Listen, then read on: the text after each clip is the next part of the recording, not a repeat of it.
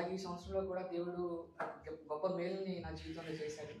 అది మీ అందరికీ తెలియడానికి ఎంతో సంతోషంగా హ్యాపీ ఫీల్ అవుతున్నాను. ఏంటంటే 2023వ సంవత్సరంలో నా ఆర్థిక పరిస్థితిని బట్టి నాకు శాలరీ చాలా తక్కువ అండి. అప్పుడు నా దేవుడికి బాగా ప్రేయర్ చేస్తూ విడవకుండా ప్రతిరోజు ప్రేయర్ చేస్తూ దేవుడిని అడిగినప్పుడు దేవుడు నా శాలరీ హైక్ చేశాడు. అయితే కొన్ని పరిస్థితుల వల్ల నా శాలరీ 2024 సంవత్సరంలో మధ్యలో నా శాలరీ హైక్ అయింది కాస్త మళ్ళీ పడిపోయి నార్మల్ శాలరీ ప్రీవియస్కి ఎంతైతే ఉందో అంతకు పడిపోయింది అనమాట. నాకు మంచి రేటింగ్ వచ్చినప్పుడు మళ్ళీ నా శాలరీ ఏదైతే హైక్ అయిందో అది కంటిన్యూ అవుతుంది అనమాట.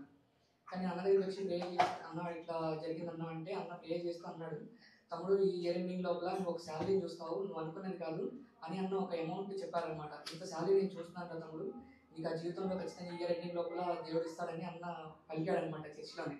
నేను అనుకుంటా ఉన్నాను ఇది జరుగుతుందో జరగదో, ఎందుకంటే అది జరగదని నాకు తెలుసు. ఎందుకంటే ఏదైతే మామూలుగా సాఫ్ట్వేర్లో ఎలా ఉంటుందంటే ఎవ్రీ మార్చ్ ఎండింగ్ కల్లా మాకు రేటింగ్ ఇస్తారనమాట. ఆ రేటింగ్ ఇచ్చిన తర్వాత మాకు శాలరీ రేటింగ్ బట్టి శాలరీ హైక్ అవుతుంది. ఏప్రిల్కి శాలరీ వస్తుంది, హైక్ అయిన శాలరీ. అయితే అన్న చెప్పారు ఎప్పుడు నాకు ఏప్రిల్లో శాలరీ ఆగిపోయింది, మళ్ళీ నాకు ఆ శాలరీ మళ్ళీ అదే హైక్ రావాలంటే మళ్ళీ 2025 ఏప్రిల్కి అది వస్తుంది. కానీ అన్న చెప్పారు లేదు తమ్ముడు, నేను ఒక అమౌంట్ చూస్తున్నాను, ఇది ఖచ్చితంగా నీ లైఫ్లో జరుగుతుంది అన్నట్టు, ఇయర్లో నేను ఖచ్చితంగా ఆ అమౌంట్ చూస్తామని నేను చూస్తున్నానని అన్న చెప్పాడు అనమాట.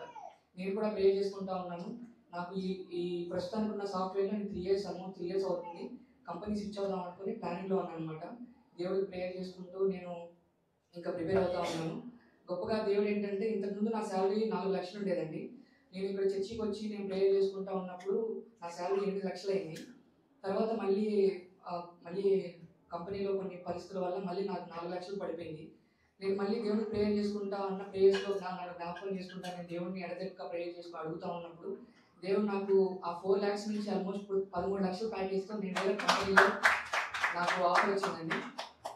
నిజంగా చాలా వండర్ అనమాట. నాకేమో అన్ని స్కిల్స్ లేవు, నాకున్న దాన్ని బట్టి నేను ఇంత శాలరీ వస్తుందా లేదా నేను అనుకుంటూనే ఉండేవాడిని. కానీ నాకున్న ఆర్థిక పరిస్థితిని బట్టి నాకు ఆ శాలరీ కావాలి, లేకపోతే నేను ముందుకు వెళ్ళలేను అనమాట, నా ఫ్యామిలీని ముందుకు తీసుకెళ్ళలేను.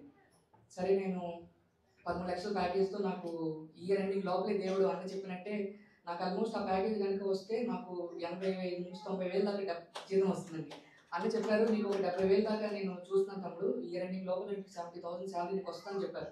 కానీ నేను అప్పుడు నమ్మలేదు, ఎందుకంటే నేను ఇదే కంపెనీలో ఉంటే నేను మళ్ళీ ఏప్రిల్కి నాకు శాలరీ అన్న చెప్పిన శాలరీ వస్తుంది, ఆల్మోస్ట్ 65,000 దాకా వస్తుంది. కానీ అది ఇంకా ఏప్రిల్ అవ్వలేదు, 2025 రాలేదు.